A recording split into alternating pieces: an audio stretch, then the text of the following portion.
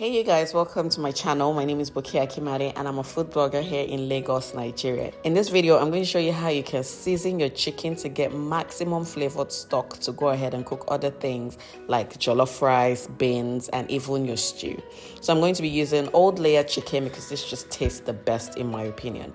I'm using some adobo seasoning, some white pepper, red and yellow habanero, fresh thyme, and a garlic paste that I made myself at home. I'm also using some onions, onion powder, and salt. This is all I'm going to use. If you want to throw in more herbs, you can totally do that, but you keep your seasoning, to just a few that you like. This way, the stock that you make doesn't go and overpower all the other things that you're going to do with it, like your jollof rice and your beans and your stew. You just get really nice tasting stock that's going to be great for all of those things.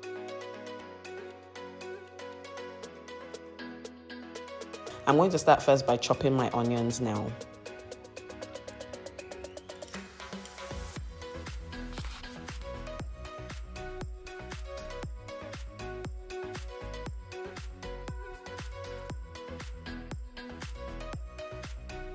I'm also going to cut my habaneros in half just so that their flavor is easily released.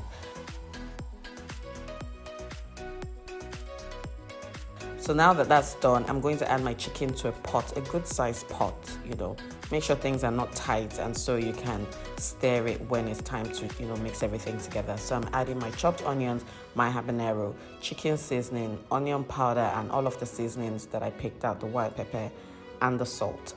My fresh thyme and my garlic paste. My garlic paste is homemade. And I have a video on my Instagram page if you want to check it out to see how I make that. It's really, really nice to have those things on hand to, help flavor the things that you make. Just look at that paste. It's roasted garlic and it tastes absolutely delicious. I'm going to stir all of this together just to make sure that all the pieces of chicken is covered in the seasoning. Now, this needs to be done on very, very low heat and you need to have patience for this. The goal of this really is for the stock. It's not so much for the chicken. So I'm really taking my time so that the stock can come out just how I want it to.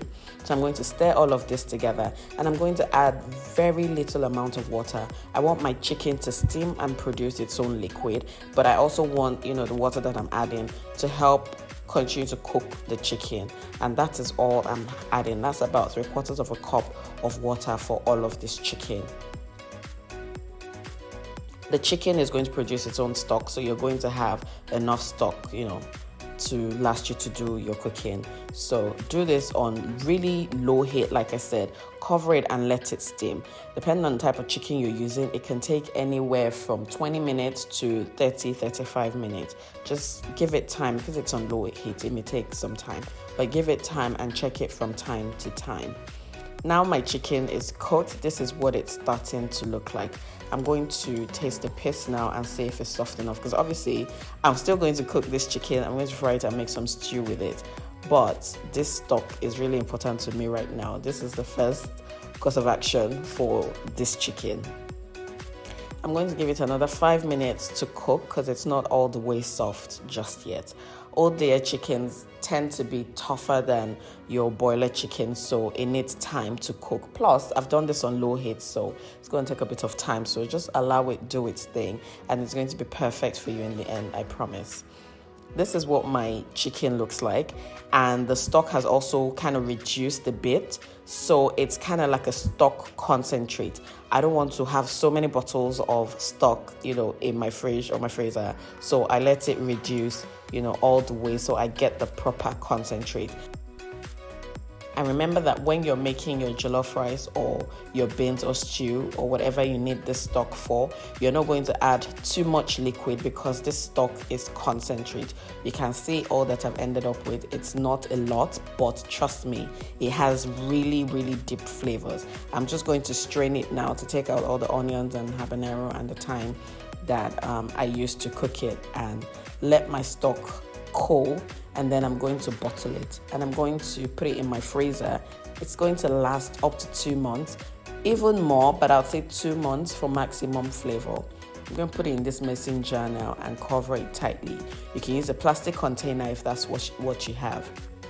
and it'll be perfect. You can also put it in the fridge if you'll be using it soon.